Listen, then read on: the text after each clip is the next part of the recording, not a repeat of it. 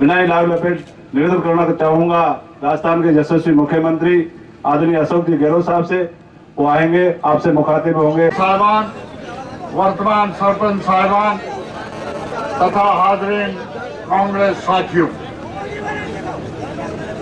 हम आज तहे दिल कि पहले भी मुझे जब कभी स्थिति ऐसी बनी, अकाल या सूखा हो, मलेरिया का प्रकोप हो, सीमाओं पे तनाव हो, तब भी मुझे कई बार बाड़मेर, जैसलमेर, गंगानगर, बीकानेर की बीएसएफ चौकियों में जाने का अवसर मिला। और जो कस्बे लगते हुए हैं, चौटन हो या गड्ढा रोड हो या तनोट हो या रामगढ़ हो, वहाँ पे भी लोगों से मिलने का अवसर मिलता है। ये अवसर आज क्यों है आपको मालूम है। जिस रूप में पिछले 10-15 दिन से जो हालात चल रहे हैं, कश्मीर के अंदर जो घटना हुई, जिस रूप में आतंकवादियों ने हमला किया, हमारे वो सैनिक जो सीमाओं की रक्षा करने के लिए अपने आप को समर्पित किए हुए देश के लिए, उनकी जानें चली गई 45 नौजवानों की। ऐसे वक्त में जो सीमावर्ती क्षेत्र हैं, वहाँ हमारे ग्रामीण भाई बहन रहते हैं, किसान लोग रहते हैं, बीएसएफ की चौकियाँ हैं, जवान लोग पूरे देश के विभिन्न राज्यों से आए हुए रहते हैं। तो सरकार के मुखिया होने के नाते और आपका प्रथम सेवक होने के नाते राजस्थान का मेरा फर्ज बनता है कि मैं एक बार जाऊं, उन इलाकों में हमारे जो ग्रामीण लोग रहते हैं, भाई बहन, उनसे मैं मिलूं, उनकी हौसला अफजाई करूं, और सैनिकों का जो बीएसएफ के हो या आर्मी के जवान हो, उन सब का जो जज्बा है देश के प्रति, त्याग का, बलिदान का जो संकल्प है देश की सीमाओं की रक्षा करते हुए, उनसे जाकर मिल सकूं और उनको विश्वास दिलाएं कि पूरी सरकार, पूरी राजस्थान की जनता आपके साथ खड़ी हुई है। इस रूप में आज मेरा आपके बीच में आना हुआ। बाड़मेर और जैसलमेर, उसके बाद बीकानेर और गंगानगर, हिंदुमल कोट, तमाम जगह बोले जाने का अवसर मिलेगा। और मैं आपको विश्वास दिलाता हूं कि सरकार हमेशा आपके सुख दुख में साथी रही है। सरकार ने हमेशा आप लोगों का ध्यान रखा है, क्योंकि आप लोग जिन कठिन परिस्थितियों में रहते हैं,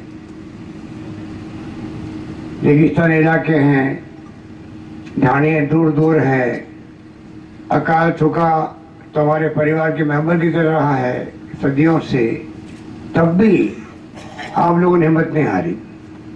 कितना ही बड़ा अकाल पड़ा हो, 1 अकाल, 2 अकाल, 3 अकाल लगातार पड़ गए हों, जिसका जिक्र भी हरीश चौधरी जी कर रहे थे, तब भी आपने हिम्मत नहीं हारी। और सरकार ने भी काम के बदले अनाज योजना से घर घर में गेहूं पहुंचा दिया। उस जमाने के अंदर जब पहली बार आपने मुझे मुख्यमंत्री बनाया 98 के अंदर, तो मेरे याद है 3 अकाल लगातार पड़ गए थे। तो प्रबंधन में कोई कमी नहीं रखी उस वक्त के अंदर भी, पूरे राजस्थान गवाह है। लोग कहते थे, हमारे विपक्ष के लोग, कि अशोक गहलोत तो भीखे का कटोरा लेकर दिल्ली की सड़कों पे घूम रहा है, गेहूं मांगता हुआ। उस वक्त में वसुंधरा राजे जी हमारी नेता प्रतिपक्ष में थी। मैंने कहा, वसुंधरा जी, मुझे गर्व होगा अगर मैं राजस्थान की जनता की भूख मिटाने के लिए गेहूं का कटोरा लेकर फिरूं, तो मेरे लिए गर्व की बात है, फक्र की बात है। उन्होंने कहा कि लोग भूख से मरेंगे। मैंने कहा, ऐसी जवान मत निकालो, मेरे मुख्यमंत्री काल में ऐसी व्यवस्था कर दी, गांव गांव में गेहूं की बोरी रखवा दिए, काम के बदले अनाज है, गेहूं की बोरी इकट्ठी हो गई, घरों में रखने की जगह नहीं रही है। ऐसा प्रबंधन किया है। भूख से मरने की बात छोड़ो, एक आदमी भूखा नहीं सोएगा, ये मेरा संकल्प है, वो मैंने करके दिखाया। इस रूप में जब कभी संकट की घड़ी आई है, तो हमने कोई कमी नहीं रखी है काम करने के अंदर। और आपका जो जज्बा है, आपकी जो साहस है, उसको मैं सलाम करता हूँ। क्योंकि इतनी दूर दराज के गांव में रहना और अकाल सूखे का मुकाबला करना बहुत बड़ी बात थी। बाद में तो यूपीए गवर्नमेंट आई तो डॉक्टर मनमोहन सिंह जी ने, सोनिया गांधी जी ने जो नरेगा के कानून लेके आए हैं, ये विश्व के अंदर सबसे बड़ी योजना है नरेगा की, जिसमें 100 दिन का काम तो कानून पास हो गया लोकसभा का कि कोई व्यक्ति मांगेगा तो उसको काम देना ही पड़ेगा सरकार को। ये कानून बना, दुनिया में कहीं पैसा कानून नहीं है और उसका लाभ मिला है, आप सबको मालूम है। पहले जो हाहाकार मचता था अकाल सूखे के अंदर, वो स्थिति अब नहीं रही है। अब जानता है कि काम तो मैं जब चाहूंगा ले लूंगा। अकाल पड़ गए तो 100 की बजाय 150 दिन हो जाते हैं। इस प्रकार से जो ऐतिहासिक फैसला हुआ है वो आज सबसे ज्यादा फायदा पहुंचाता है। राजस्थान के अंदर उसका लाभ मिलता है क्योंकि राजस्थान के लोग बहुत तकलीफ में रहे, सदियों से अकाल सूखे का मुकाबला किया है। और आज भी अकाल पड़ा हुआ बाड़मेर जिले के अंदर, 6-7 जिले राजस्थान के ऐसे हैं। हमने अकाल ग्रस्त घोषित कर दिया है। गायों के कैंप खोलने की बात भी हमने तय की है। चारा डिपो की आपकी मांग है। अभी मैं जिलाधीश महोदय से बात कर रहा था तो उन्होंने कहा कि गायों के कैंप से ज्यादा अभी चारे की मांग हो रही है, चारे की डिपो खोलने की। वो भी मैं जल्दी कार्रवाई करूंगा जिससे कि आपके यहाँ चारे के डिपो भी खुले, आपके मवेशी को राहत मिल सके, रोजगार मिलेगा, चारा के प्रबंधन होगा, पीने का पानी का प्रबंधन होगा। ट्यूबवेल खुद चुका है यहाँ पर मैंने सुना है कि बिजली का कनेक्शन उस पर नहीं हुआ है। वो भी चाहेंगे कि जल्दी कनेक्शन मिले जिससे कि वो ट्यूबवेल आपके काम आ सके, वरना खुदा हुआ काम क्या आएगा, इस बात का मुझे एहसास है। इस रूप में हम लोग लगे हुए हैं और आपको मैं इतना ही कहना चाहूँगा कि ये जो हरकतें हो रही है सीमाओं पर, इस रूप में आतंकवादी लंबे अरसे से आप देखते हैं किस प्रकार से उन्होंने आतंक मचाया। उरी के अंदर भी, पठानकोट के अंदर भी और पुलवामा के अंदर भी जिस प्रकार से हरकतें की है हमारी सेनाओं में, चाहे वो नेवी हो, चाहे एयरफोर्स हो, चाहे आर्मी हो, दमखम है मुकाबला करने का और मुकाबला करके रहेंगे। अंतिम विजय सच्चाई की होगी, सच्चाई हमारे पक्ष के अंदर, ये मैं आपको कह सकता हूँ। इसलिए बहादुर जवानों को मैं सलाम करता हूँ। राजस्थान के तो जानते हैं आप लोग कि घर घर में ऐसे मिलेंगे आपको, शेखावटी में भी और मेवाड़ में भी, मारवाड़ में भी, सब जगह जहाँ घर घर में नौजवान सेना में भर्ती होते हैं। आज भी उन्हें जज्बा रहता है। और मैं 56 जगह गया था जब कारगिल का युद्ध हुआ था, मैं मुख्यमंत्री बना ही था। 56 जगह गया गाँव में। मुझे खुशी है कि क्योंकि नौजवान चला गया 22 साल के, 24 साल का, तो दादा दादी जिंदा थे वहाँ पर, माँ बाप के अलावा।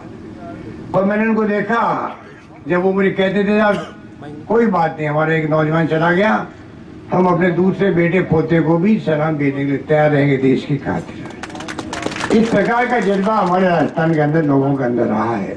इसलिए हमें गर्व है कि, और मुझे गर्व है कि मैं ऐसे राजस्थान प्रदेश का मुख्यमंत्री बना जिसके घर घर में देश प्रेम की भावना कूट कूट के भरी हुई। इसलिए लंबी बात नहीं कहता हुआ, आप निश्चिंत रहें।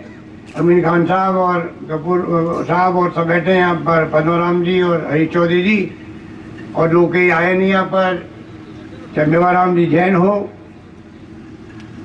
जो आपके नुमाइंदे हेमाराम जी चौधरी हमारे बहुत वरिष्ठ नेता हैं, सब लोग मिलकर के, विजय जैन साहब थे जब MP यहाँ पर, तब से मैं देखता हूँ कि इनमें एक काम कराने की जो क्षमता है, मदन प्रजापति भी है वहाँ पर बालोतरा के अंदर, इनमें काम कराने की, अपने क्षेत्र के लोगों के दुख सुख की भागीदार बनने की, समस्याओं की गहराई से समझ पैदा करने की और समस्याओं के समाधान के लिए सुझाव देने की, वो मैंने अद्भुत देखी है। उसके लिए मैं इनका बहुत धन्यवाद करता हूँ।